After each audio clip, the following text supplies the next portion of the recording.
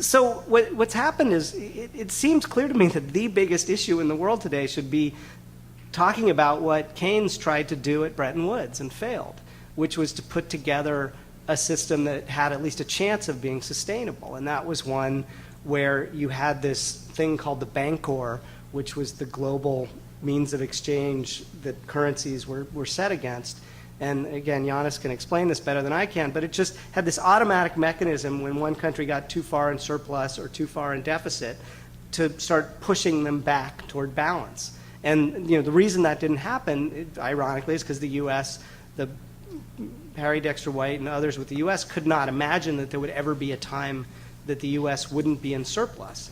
So they hated the idea of something that would punish them for being in surplus. They figured the U.S. would always be the country with the big trade surpluses. So that actually is what Yannis comes around to at the end of the book, and I think it's absolutely right. And there seemed to be a little discussion around the special drawing rights of the IMF a couple years ago, and there was interest. And Michelle Bachmann, this was actually her first rise to prominence, was talking about how Obama was going to take away the dollar. And then that just faded, and it doesn't seem to have been a priority of the administration, and the IMF has had so many other issues going on that it doesn't seem to have pushed that. But this is what should be the key issue of discussion, and within Europe, it's sort of a similar question of a way to force some sort of balance within Europe. And I completely agree with that. And I want to end with two questions. One is, I'm, as an American who's followed American politics pretty closely since the late 70s, early 80s, I'm a little dubious that we were as clever and deliberate about creating this global minotaur. I mean, you definitely have some provocative quotes from Volcker, but my sense of that, the Reagan administration, which sort of pushed this thing up to a big new level, that was more pure luck and blundering than any sort of real plan, although it may be that once it started working and they were able to borrow all this money from the rest of the world so cheaply, they were happy to keep that going. And then the other thing is there's this really key concept at the heart of your book, and just why these things like global monetary arrangements and global imbalances matter. And that's what you call the surplus recycling mechanism. And I would love it if you could try to just give a quick explanation of what that is and why it's so important, and if it's something that just matters between countries or if it has to exist within any economy. Great. So, all yours. 3 points. The first one concerning the Bretton Woods conference and the American position versus the British position. There was Harry Poindexter on the one hand, on the American corner, and John Maynard Keynes. Two giants, really. I mean, it would have been wonderful. I mean, a historian's dream to eavesdrop during their conversations, off-the-record conversation. But I think that the main, I think you put your finger on the nail there. What Keynes was saying was this, and that also refers to the question of what is a surplus recycling mechanism. What Keynes was saying was that you need a properly instituted surplus recycling mechanism. The markets would not do it by themselves to recycle surpluses. Now, why is this important? Well, let me remind you, if I go on for too long, Mark, shut me up, that capitalism began with a kind of intertemporal, through time, surplus recycling. In feudalism, life was simple. You had production, the peasants produced, and they would bring in the harvest. Then you had distribution, okay? So the sheriff would come and take the cut that belonged to the lord, and if the peasants disagreed, their heads would roll, or the sheriff's head would roll if they were too powerful. But somehow they resolved the distribution issue, with or without violence. And then finally, you had financialization. The lord, who couldn't eat all this corn by himself, would sell most of it in rudimentary markets, and therefore he would be financialized. So production, distribution, financialization, that was the order. With capitalism, that order is precisely reversed. Once you have an entrepreneur, usually some ex-peasant struggling to survive, renting land from the landlord, and having to borrow, often from the landlord, the money to do it, and to hire wage laborers. What happens here is before production starts, you have financialization, borrowing, debt, okay? The debt in which the entrepreneur enters in order to organize production. Then you have distribution, because when the entrepreneur says to the workers, I'll give you a pittance, whatever, few pennies here for every day's or week's work, that's distribution. And then in the end, the entrepreneur is the residual claimant, keeps the rest of what is left over after repaying his own debts, having made the sale and having collected the revenues. And so it's completely reversed. So capitalism managed to create a great deal of a growth drive because it was effectively, the way I say it is as if we managed to find a means for taking our arm and pushing it through the time barrier into the future, grabbing future value that has not been produced yet, that's debt, bringing it into the present in order to mobilize the factors of production, machinery, workers, land, to produce that value in the future. So it's recycling. It's recycling between the future and the present. So that's one form of recycling you need. Now, of course, during the industrialization, you had pockets of industrialization, of commodification, of capitalist activity, just like you have in China now, and then the rest of the hinterland, which is still feudal. Now, this means that you will always have, always had, and always will have regional imbalances.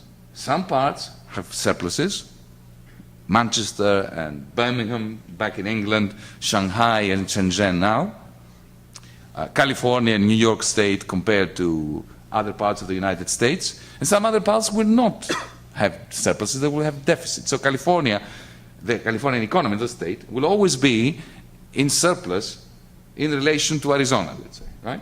And Arizona will always be in deficit. So how does this work? When you had Italy and Germany, and they had different currencies, and Italy was always in deficit in relation to Germany, what happened was a steady reduction in the value of the Italian lira, which was keeping up, maintaining this balance between the two. When you lock the currencies together, you end up in a situation which is more akin to the relationship between California and Arizona. Same currency. So how does it work in the United States? There are surplus recycling mechanisms in the United States. There is the federal budget, which means that if in the state of Nevada, let's say, the rate of unemployment is much higher than elsewhere because unemployment benefits are financed through the federal budget, there is some recycling there. But primarily in the United States of America, it's the military-industrial complex. Because when Boeing goes to the Pentagon and says, I want $1 trillion to develop the new fighter plane, the Pentagon says, yes, fine, but I want a factory here and factory there and a factory there. And those places, which I haven't mentioned, are usually deficit states. This is not an act of philanthropy. Well, and military bases tend to be in deficit exactly. states too. But so this is exactly what it does. Same in Britain. You have Yorkshire and you have London. Yorkshire will always be in deficit vis-à-vis London. Always, always, always.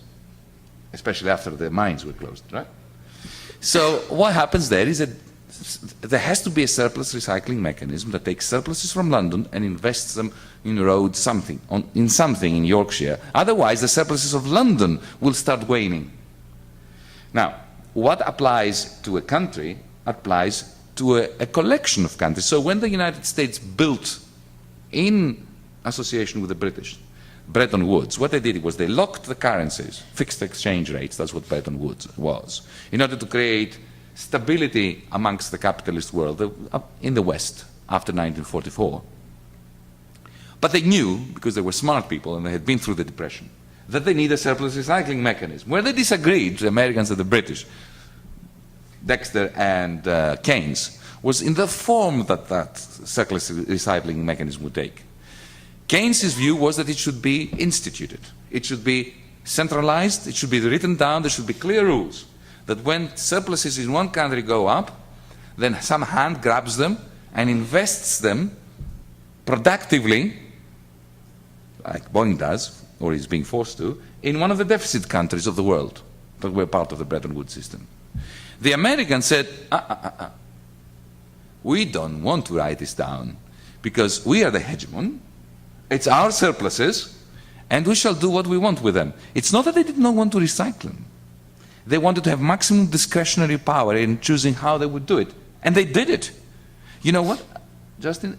The American recycling that went on of their own surpluses, of American surpluses, was actually perhaps greater in volume than what Keynes' system would have envisaged during the first 15 years. It's not that they didn't want to recycle American surpluses overseas. They wanted to do this in their own way and with at their own discretion. The problem was that at some point they didn't have any surpluses anymore. So I think that answers the first question and the third question. That leaves the second question regarding to what extent was this intentional. You know, intentionality, just like consent, are very slippery concepts. I think that by reading some of the documents which were being bandied about in Washington in late 1970 and throughout 1971, Kissinger was an important player, and his team of people. If you read some of those documents, I ended up becoming a historian in my old age, which I'm not a historian, by the way. But it's extremely exciting to read these documents because suddenly you see that they knew what they were striving for. It is not that because they knew it, it worked. There is no causality together with intentionality here. It just so happened that I think this was the path of least resistance for global capitalism.